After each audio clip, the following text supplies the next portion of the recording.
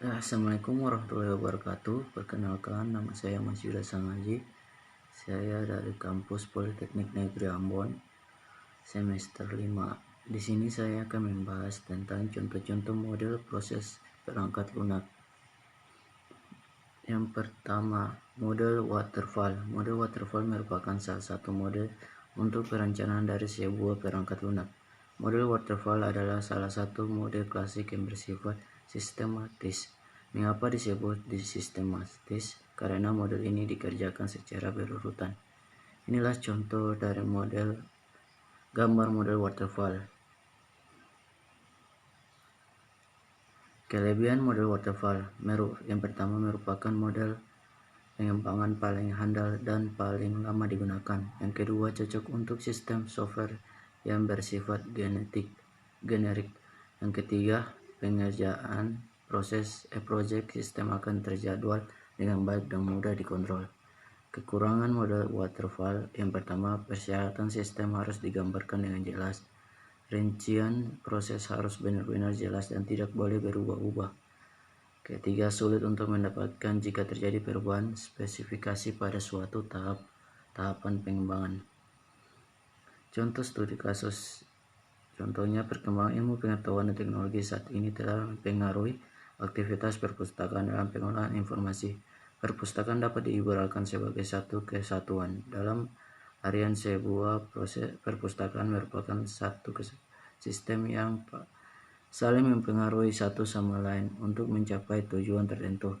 Tetapi dengan pertumbuhan sebuah perpustakaan, ada kalanya suatu sistem pada sebuah perpustakaan menjadi tidak efektif dan efisien.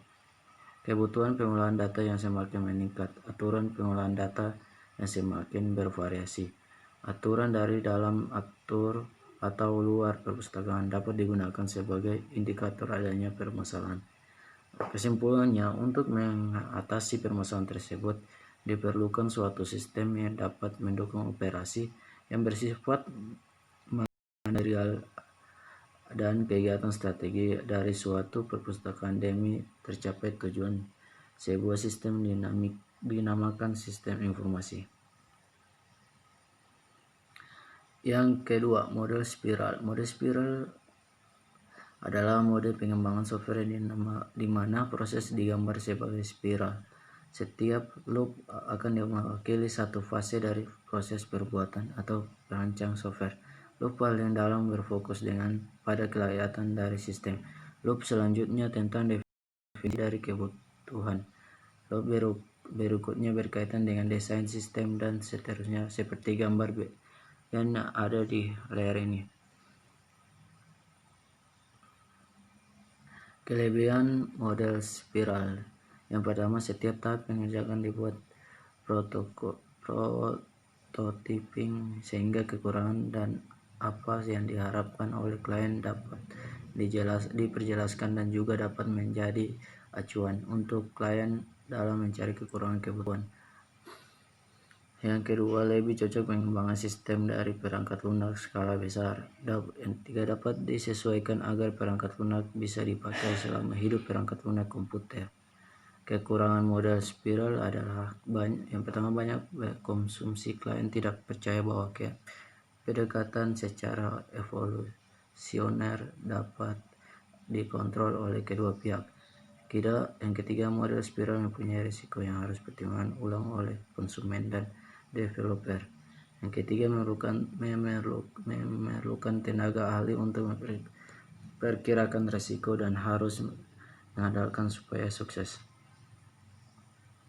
Contoh studi kasus. Identifikasi berdasarkan sidik jari adalah daerah aktif penelitian di biometrik, penerapan berbagai umum teknik kode domain spesifik, otimasi untuk secara efisien melaksanakan tahap pendaftaran yang mengambil sebagai masukan serangkai gambar sidik jari dan menghasilkan diadaptasi paket pohon dan template wafel domain yang terkait. Itu kode untuk identifikasi sebenarnya kemudian dihasilkan automatically dari deskripsi matematika. algoritma identifikasi sidik jari kembali kueres perhitungan matematika yang berat sehingga satu algoritma bisa memiliki rute berbeda tergantung pada implementasi algoritma. Algoritma ini terdiri dari dua tahap, tahap pelatihan dan tahap verifikasi. Namun penting untuk memiliki efisien pelaksanaan tetap tahap pelatihan untuk memungkinkan pengembangan algoritma untuk dengan cepat menjalankan dan menguji beda kasus. Tahap verifikasi dilakukan secara online sehingga itu perlu secepat mungkin. Kualitas sidik jari sistem identifikasi tidak hanya tergantung pada keakurat. Yang ketiga, model inkremental. Dalam inkremental ini proses pengerjaan perangkat lunak akan dilakukan berbagian sehingga bagian selanjutnya akan dikerjakan setelah bagian awal telah selesai dan selanjutnya sampai menghasilkan perangkat lunak yang lengkap dan semua fungsi yang diperlukan dan pengerjaan perangkat lunak berakhir. Sebelum mengerjakan perangkat lunak akan dilakukan perencanaan arsitektur software sebagai kerangka dalam pengerjaan pembagian. Contoh gambarnya seperti ini. Kelebihan model instrumental. Yang pertama, resiko yang rendah pada pengembangan sistem. Mengutamakan fungsi-fungsi pada sistem perangkat lunak sehingga kemudahan pemakaian sistem yang paling diutamakan. Ketiga, tahap awal adalah dasar dari perbuatan tahap berikutnya atau dikerjakan secara berurut. Kekurangan model instrumental hanya akan berhasil jika tidak ada staffing untuk penerapan secara menyeluruh. Penambahan staf dilakukan jika hasil instrumental akan dikembangkan lebih lanjut. Hanya cocok untuk proyek dengan skala kecil. Kemungkinan tiap bagian tidak dapat diintegrasikan. Contoh studi kasus dalam sebuah software adanya sebuah graphical user interface akan jauh lebih memudahkan penggunaan software untuk berinteraksi dengan software. Dikarenakan tampilan GUI akan jauh lebih meminimalkan kesalahan penggunaan dari user daripada aplikasi yang berbasis konsol. Selain itu, aplikasi yang akan dibuat adalah aplikasi yang akan dijalankan pada perangkat mobile handphone, karena memang aplikasi mobile banking lebih ditunjukkan untuk mengembangkan mobilitas seseorang dengan tetap dapat melaksanakan aktivitas perbankan. Yang itu software yang nantinya dikembangkan harusnya memenuhi beberapa kriteria. Di antaranya aplikasi tidak membutuhkan resource yang besar, dapat berjalan di perangkat mobile. Kecepatan proses transaksi harusnya cepat. Aplikasi nantinya bisa dikembangkan lebih lanjut untuk mengimbangi kebutuhan penggunaan software. Yang keempat, model evolusi. Model evolusi adalah sebuah model berulang-ulang. Model ini memiliki karakteristik yang kemungkinan para programmer pengembangan perangkat lunaknya menjadi semakin lengkap di tiap versinya. Model ini diterapkan karena persyaratan rekurmen sering perubahan sehingga hasil akhir dari sebuah produk tidak akan realistis, di mana edisi komplit dari produk tersebut mesti dikeluarkan dikarenakan deadline market yang begitu ketat. Oleh karena itu, lebih baik mengeluarkan versi limit untuk perkenalkannya terlebih dahulu, dan programmer dapat membuat model dari sebuah desain untuk mengakomodasi produk yang secara bertahap dan diselesaikan dari waktu ke waktu. Contoh gambar seperti di bawah ini. Selanjutnya, kelebihan model evolusi. Yang pertama, meningkatkan kemampuan memimpin dan mengatur sesuatu dengan pengembangan diri. Yang kedua, menciptakan suasana yang sadar akan kualitas suatu produk. Yang ketiga, fungsi ini dari quality control dalam perusahaan besar pada tingkat lokalnya. Kekuatan model evolusi.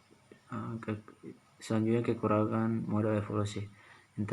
Intensitas pekerjaan meningkat karena masalah akan lebih banyak daripada yang diperkirakan. Selanjutnya, manajemen perlu berkomitmen untuk sistem yang berkualitas. Jika sebuah solusi dari sebuah masalah tidak dapat diterapkan, maka itu bisa membuat frustasi para pekerja. Selanjutnya, dapat memiliki efek negatif pada hubungan industrial. Selanjutnya, dapat fokus pada masalah duniawi. Contoh studi kasus.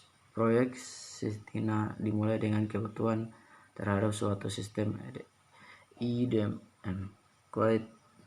utilitas yang harus melakukan pemantauan dengan mudah, benar-benar otomatis pada pembangkit listrik tenaga air. Tujuan utama adalah untuk mengembangkan aplikasi dengan biaya rendah yang memungkinkan Dewan Direksi untuk memonitor pembangkit listrik tersebut dan mengambil data statis pada produksi mereka. Hal ini tidak dalam melingkupi penjelasan rinci tentang Sistina, namun seperti yang dapat kita lihat dari akhir arsitektur umum pada gambar 1, kita berhadapan dengan sistem yang kompleks dengan SCADA atau EMS2 yang terbentuk dari penggunaan banyak teknologi dari beberapa produk perangkat lunak yang berbeda.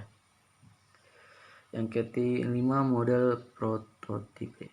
Prototipe merupakan salah satu mode pengembangan perangkat lunak yang banyak digunakan. Dengan metode prototyping ini, pengembangan dan pelanggan dapat saling berinteraksi selama proses pembuatan sistem. Prototyping dimulai dengan pengumpulan kebutuhan, mendefinisikan objektif keseluruhan dari software, mengidentifikasi segala kebutuhan, kemudian dilakukan pengerancangan kilat yang difokuskan pada penyajian aspek yang diperlukan. Contoh gambar seperti bawah ini. Selanjutnya, kelebihan. Prototipe melibatkan user dalam analisa dan desain.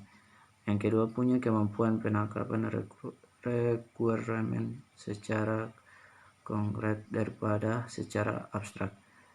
Yang selanjutnya, untuk digunakan secara standar. Keempat, digunakan untuk memperluas SDLC.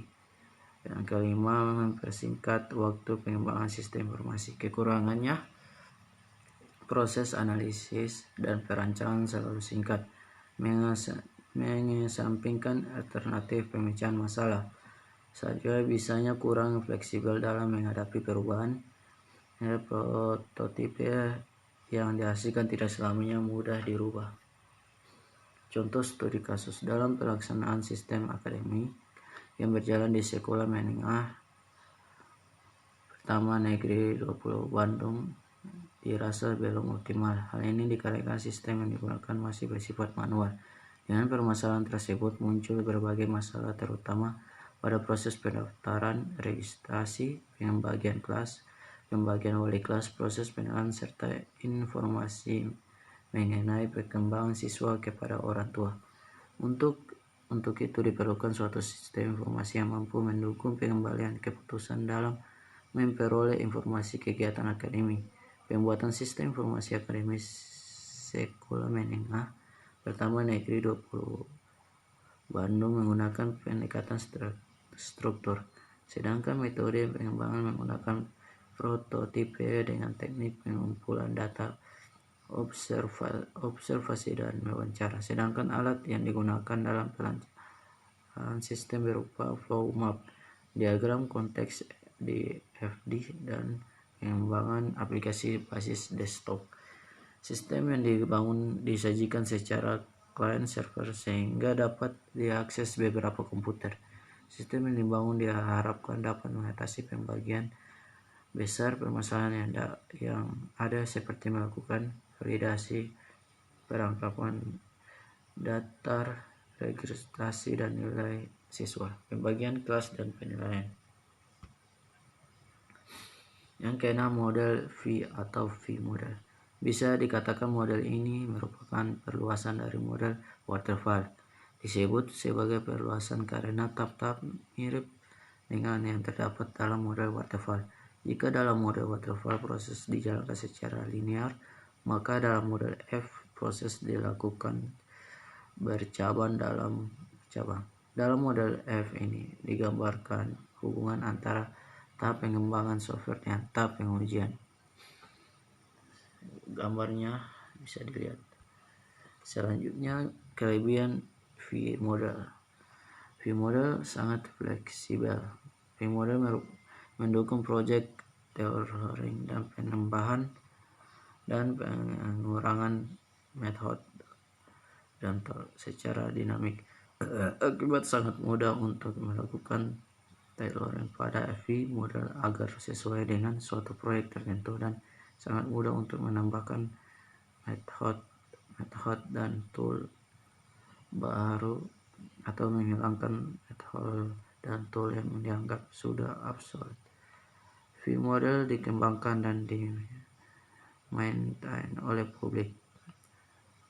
User dari V-model berpartisipasi dalam kontrol validator dan proses semua change request terhadap V-model. Kekurangan V-model. Yang pertama, V-model adalah model yang project oriented sehingga hanya bisa digunakan sekali dalam suatu proyek. Yang kedua, V-model terlalu fleksibel dalam arti ada beberapa activity dalam V-model yang digambarkan terlalu abstrak sehingga tidak dapat diketahui dengan jelas apa yang termasuk dalam tersebut, apa yang tidak. Yang ketujuh, model Rapid Application Development RAD yang disingkat RAD. RAD adalah sebuah model proses perkembangan perangkat lunak sekuensial linear yang menekan siklus perkembangan yang sangat pendek, kira-kira 60 sampai 90 hari.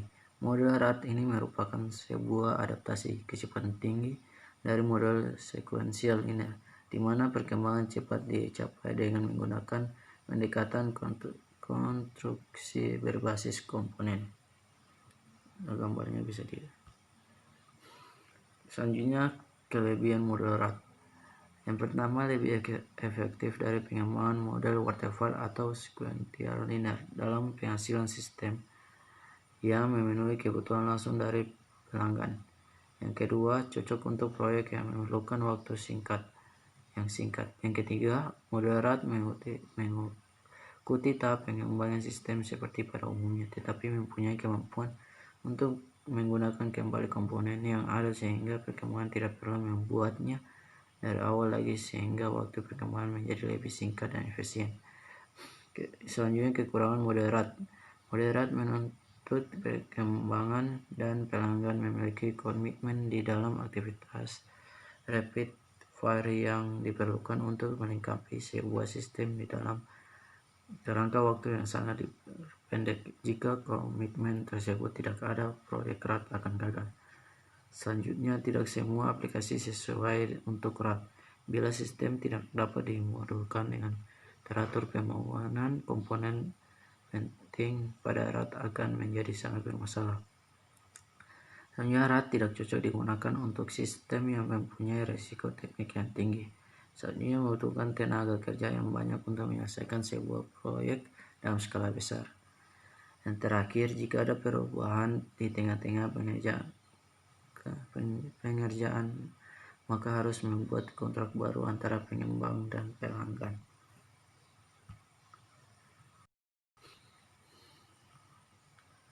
Selanjutnya, contoh studi kasus. RAD sangat dapat diterapkan untuk sistem yang telah jelas dan lengkap kebutuhannya, di mana terdapat komponen-komponen yang dapat dipakai kembali dalam proyek berskala kecil dengan waktu pengembangan perangkat lunak yang singkat. Ya, itu saja dari penjelasan saya. Apabila ada kekurangan, mohon maaf.